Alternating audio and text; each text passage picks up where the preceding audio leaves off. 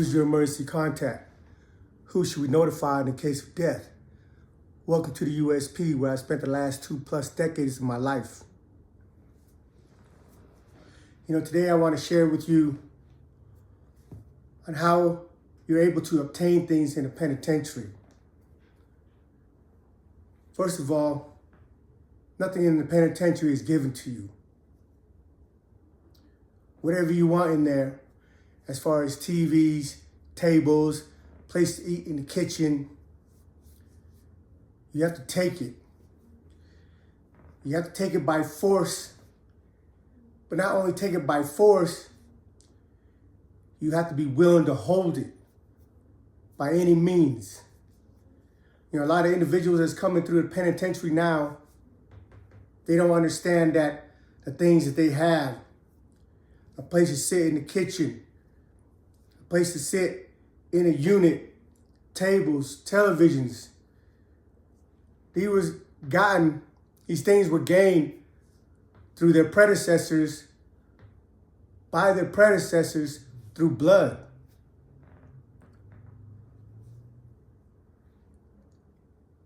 I've shared with you the story of how the Native Americans lost their TVs to the GDs. At that time, the natives got into it. They were in 2B. They got into it with each other, so they all got taken to the SHU. So when they were taken to the SHU, it left their television, their table vacant. So the next group that was in line to get it was the GDs. When I say in line, it's not like there's a list of who's next or whatnot, but they were the ones that decided to make a move on it. And when they made a move on it, some of the natives didn't agree with that, but there was no Native Americans in that block anymore. So, like I shared with you in the prior videos, Greg and a couple other of his homies went into the chow hall and popped it off with the GDs. But he fucked up because he didn't let the Native Americans know that what he was about to do. So that put all his people in harm's way. There was people in the block, other natives in the block that wasn't aware of the situation that ended up getting butchered. When the GDs passed the word, they all came back out of the kitchen and butchered the ones in the block. So today, fast forward to that time and to about 2014, my homeboy Eddie Sua. I've shared stories with him before, where he kicked a broomstick up some dude's butt. Yeah, that in fact, is crazy. It seems vicious. But like the story that I shared with you, he didn't do that out of enjoyment or because that's what he's into. He did that to teach that dude, a lesson. He was warned not to do certain things, and he continued doing it. He wanted to bully an older man, so his repercussion for not heeding the warning from the homie was having a broomstick kicked up his butt. But I've gotten to know Eddie. I've heard his name ringing through the system. The names as far as the Islanders, as far as our generation, you're always going to hear his name, Eddie Sua. You're going to hear Bryson's name, Bryson P. Jose. And as far as the Asians go, I don't know if my name rings a bell in the federal system, but when I was in Atwater and homies was coming off the bus, they were seeking me out because when they were going through transit, all the other homies in the other spot knew that I was in Atwater. When Eddie came to Atwater, he had already been there before. When he was there prior, he got jumped on by a couple of dudes, by a couple of homies that was in Atwater because they didn't like the things that he was doing. But the things he wasn't doing wasn't anything foul or anything fucked up. He just had his foot on a few people's neck that he didn't respect. So this dude boy named Roy, I don't know how he ever ended up having a yard for the homies, because come to find out later, he's not all the way kosher himself.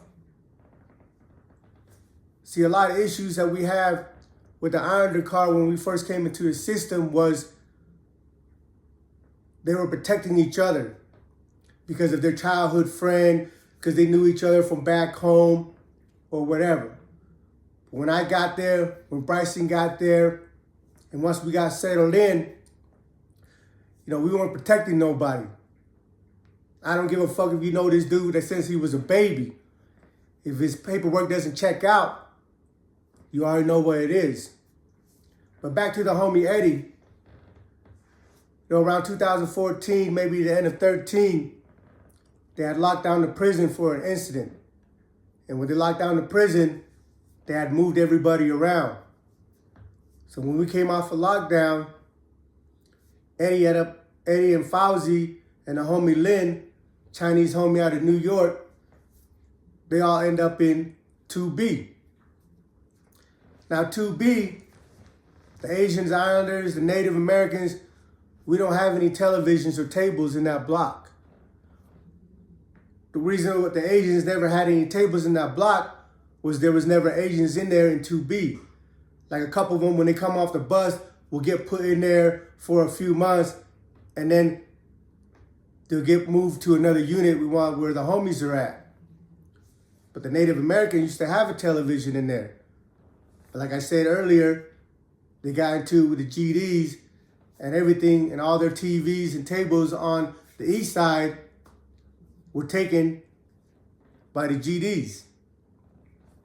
So when they move Eddie and Fauzi and Lynn over in 2B, Eddie's not the kind of homies that is just gonna sit around and ride the wall. He's gonna do his time the way he's gonna do it. But he's seeing an opportunity to reclaim a television for us. At this time, we have an alliance with the Native Americans. And the TV that he had his eye on was a sports TV. It's because in 2B, you got the white TV, the Bloods had a TV, the GDs had a TV, the Sureños had a TV, the Paisas had a TV, and then there was the sports TV. But no one's just gonna let you come in and take something. Eddie understands that. So he came out in the yard, after spending a couple of weeks over there in 2B, and informed us that he wants to make a move on the television. Me being a homie, we didn't necessarily give him the green light because there's no green light to give. For me, if the homie's trying to do something that's productive, that's in our benefit, that's in our gain, my automatic response is aid and assist. Tell him, man, just let us know what you want to do. Let us know when you're going to make the move so we can all prep ourselves and be ready if there's any repercussion from it. But he say, hey, I just want to wait a few weeks. I'm getting married. Now, some of you guys are like, getting married? Yeah, he's marrying a girl from the street. It's not like a Beaumont marriage. So let's just get that out the way. Now, he had a girl on the streets, and he had an arrangement with the chaplain for them to come and get married and have the service in the visiting room. And he can have a couple people be a witness to his marriage, a couple of homies on the compound. So anyway, he wanted to wait till he got married before he bust the move. So he went and got married and whatever. But Eddie and I, we do things a little different, but in the core, at the end of the day, we're a lot alike. We honor the word respect, loyalty, and honor. So before he made the move on the TV, he went around to every head of every car and told them what he was about to do. Said, hey, I want to claim this television, the sports TV, for my people. And for the most part, all the shot callers, all the spokesmen, representative in his block didn't have an issue with that. So when the time came leading up to it, every morning they would come and set their chairs in front of the television. That particular sports TV didn't have any tables. So they would just line their chairs up, and they got the unit use accustomed to them sitting there watching it. I mean, in the beginning, they were just watching sports, but they would put their chair there. Now, when you put your chair there, that's your property. Somebody that wants to come and watch TV or whatever, they're not going to move your chair, because moving somebody's chair from a certain spot, as simple and as small as that is, it could still end up in a confrontation, and you could lose your life. Because the one thing in the penitentiary that everybody understand, that, hey, you might not know who this chair or this radio or whatever else item is on the table belongs to, but without a doubt, absolutely 100%, you know that this item didn't belong to you. So there's no excuses. There's no reason for you to be touching anything that don't belong to you. I met people that come from FCIs, and they said they can't leave nothing out in the day room because somebody will steal it. And for me, it's hard for me to understand that, because I'm like, well, why isn't that thief dead? Why isn't that thief butchered? In the penitentiary, we do not tolerate jailhouse thief. I've never had an issue with anybody stealing anything from me. In the morning, my routine, I get up, I turn on the news, got my earbuds in or my headphone, but like I always say, I always only put one earbud in, or if I have the headphone, I only cover one ear. I'm never sitting there with both my headphones on, all fucking zoned out on a television, not aware of my surroundings. Because no matter what time of day, first thing in the morning, or right before the doors crack, and all the time in between, something can and liable to jump off. And if anything ever jumps off in my block, I definitely don't want to get caught slipping, because I got both my headphones on watching TV. Now, I'm going to emphasize, like people that's going into the penitentiary, that everything you have there was gained by your peoples that came before you through blood. Nothing short of it. Like before I left, there was a lot of individuals that came through the system that didn't appreciate that didn't understand what it cost, what it took for them to have a place to sit, for them to have a television to watch. And you're probably like, well, what's the big deal about television? With each race, everybody watches different programs. And I'm disappointed and sorry to say, like, some of the white dudes, they don't want to watch a program if there's black people on the screen. Some of them are on that bullshit. And then when you go to the blacks, most of the things that you see on their television is the Kardashians, the reality shows, all the love and hip hop, and so forth. Everybody has different things that they're interested in, different things they want to watch. So being me, if I'm not interested in some of these things that these people are watching, well, I don't watch TV. I have to ride the wall because I don't have a TV or a table. When I just left Florence, USP. In Florence, USP, the most Asian Islanders that was on the compound at one time was 9. That was before I came. Because when I got to the yard, I cut the population in half because half of them weren't good. But I'll share that story with you when I get there. My point is, I didn't have a television, a TV, or a table to sit at when I was in Florence. But by that time, I was already just coasting because I only had a few years left. And I didn't really trip on the TVs or the tables. You know, when we first got in there, we didn't have it. When I first got there, we didn't have any seats, any tables in the kitchen either. The natives had 6 TV, but because their respect for us and our alliance from other spots, we sat with them. But eventually, slowly, I carved a table out for myself, you know, through the course of the 5 years I was there, so that when the homies come, they know they have a place to sit. You know, if you're doing a lot of time, your objective is to be comfortable. And the only way to be comfortable is to have things of your own.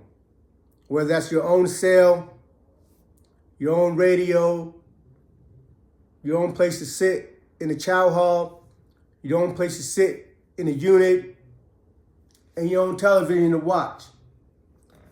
Through the course of my bid, I've seen a lot of people get chopped up, and even some lost their lives over these material things, these objects that in reality don't belong to us.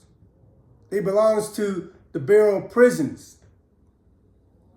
So, yeah, it's fucked up that we're killing each other over cells, over TVs, over tables that we can't take home. That if the COs wants to come and remove that TV, remove that table, or move you into another cell, you can't say and do anything about it. So again, it's fucked up that things are that way. But being in the environment is like the old saying, when in Rome, you adapt and you move accordingly. So the homie comes and tells us, the homie Eddie comes and tells us that he's gonna make a move on a TV in 2B.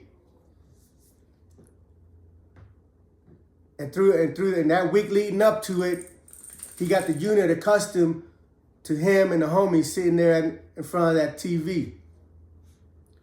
So on a particular day, he tells us, hey, I'm gonna go let the people in that block know that that's our TV now. But like I said, he's a person of respect. You know, he conducts himself a certain way. But if you give him any type of room or any type of reason to put his foot on your neck, you know he's going to. But Eddie's feared in the system. I don't have no idea how he was able to start his time at an FCI, but of course he couldn't last in the FCI. And in the USP, he didn't last on too many yards either. He's like a journeyman. He's been to a lot of them. How he ended up back in Atwater was he ran out of USPs to go to. So they shipped him back to Atwater.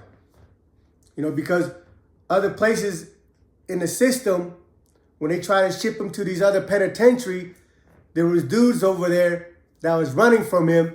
So when he came to that place, you know, all of us, when we get transferred, we usually have to sit in the shoe and wait for a review. But when we come off the bus, the people on the compound already know who's coming off the bus. So you got these busters that are running from him, that had prior incidents with him or experience with him. When they know that he's coming off the bus, they run over to the SIS and tell him not to let him out on the compound. You know, we had that situation when I was in Beaumont. When I was in Beaumont, the homie Deuce Sole, which is Samoan. Sole means brother in Samoan. Came and told me, said, hey man, there's this blood dude named Q. Rest in peace. You know, Q got killed later after we left Beaumont. You know, me and him became friends, and I don't mean to get distracted, but, you know, memories of him not being here anymore is just fucked up. But anyway, back to my story. You know, Deuce came and told me, hey, he said that Eddie was over here and we didn't let him on the compound. I said, what? I said, man, who is this dude? So he takes me to introduce me to Q.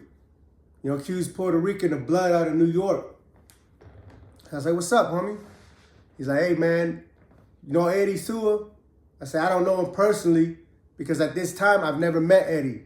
I've only heard about him, you know, through the system, through other people that had run-ins with him, and of course from a couple of my homeboys that was with him in FCI Phoenix.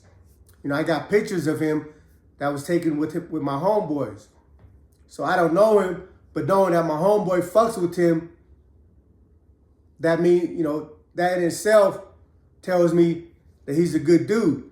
And I've never heard anything foul about him other than that he's a little nut and he's gonna push up on you and put your foot on your neck. But when you first hear those things, you might think that he's just a bully. But when I finally met him in Atwater, I discovered this dude, if he fucks with you, if he respects you, he's gonna give you the shirt off his back. No questions asked. Every time we had an activity, a get together, he never came and asked, hey, who's pulling in this, who's pulling in that. He took it upon himself to provide everything and anything that we needed. At any given time, if I ever asked him for anything, he gave it to me. You know, vice versa. So the person that I met and the stories that I've heard about him didn't really coincide. But what I discovered when I was in Atwater is that he's going to be respectful to you for as long as you deserve it. When he feels you no longer deserve his respect, then everything's out the door and you're going to be a miserable motherfucker. But he's the homie that's going to be on the front line for us. He pushed the line. A lot of things that the homies were able to accumulate throughout the system, throughout the USP, is because of him. Because he's willing to do what is necessary to make sure that we accumulate this or accumulate that. So on the day that he wanted to take over the TV in 2B, he came and gave us a heads up. We had a group meeting, so all the homies on the yard is prepped. We're prepared. Because we don't know how other people, other inmates, these other gangs or these other group is going to react to someone taking something. But you know, he's not infringing upon the black TV. He's not infringing on the white TV or the Mexican TV or the Pisces TV. This is a sports TV. It's community TV. The only thing that stays on that television is sports. It don't matter if it's tennis, basketball, baseball, football, golf. When it's designated as sports TV, it's just got to stay on sports. You know, but prior to him doing that, he went and gave all the people a heads up and inquired about how they felt about him taking over the TV. And most of them didn't have any issues with it. And the ones that did, they didn't have the courage or the nuts to voice it. They just mumble under their breath. So on that day, whenever they called everybody back in the unit, Eddie was on the top second tier, the TV's down underneath him, and he told everybody, hey, this sports TV belongs to the Islanders now. If anybody in this block have an issue with it, I live in cell so-and-so. Come and holler at me. And he walked into his room to wait to see who's going to come and have an issue with it. You know, Eddie's no small dude. You know, I don't know how tall he is, but he's at least 6'2", and at the time, 240, 260 plus, yoked up. But it's not just his size, and it's not just his hand skills, because his family grew up boxing, but it's his heart. You know, things that I've learned, things that I've seen in the penitentiary, your size doesn't mean a fucking thing in the penitentiary. It's your heart that matters the most. It's your heart that people respect. Yeah, maybe they'll give you a wide berth because you're a big dude or whatever. But once they get to know you and they find out that you're just a coward in a big body, you didn't get done up too. Whether that's getting raped, getting extorted, getting your shit took. Because at the end of the day, it's your heart. Because I've seen the littlest dude on the compound that garnished respect from everybody because of the way he carried himself, and because when a time comes, he's willing to do what's necessary. Anyway, Eddie ended up taking the TV for the homies.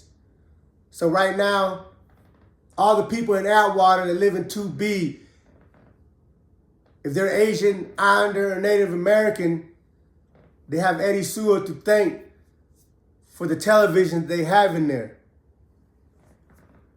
But we didn't assume that it was going to be given to us free of friction.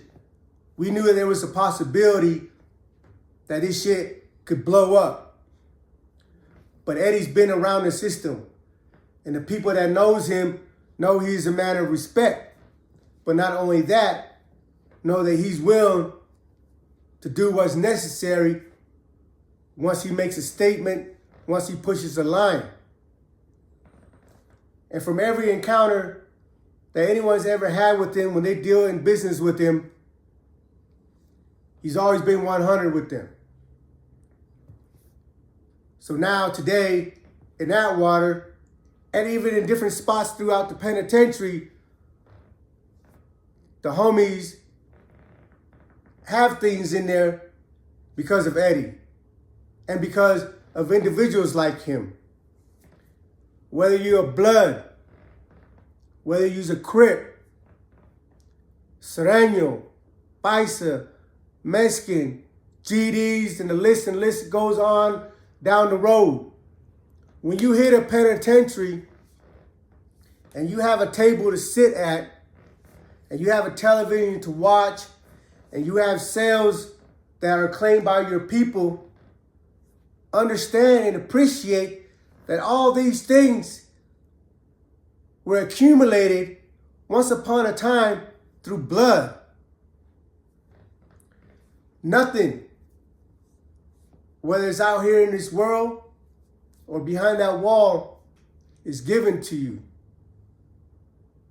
You have to earn it. You earn that through relationship, or you take it. However it is, once you have it, you must have the will to hold it. Just like right now, in Russia and Ukraine. Russia is in there.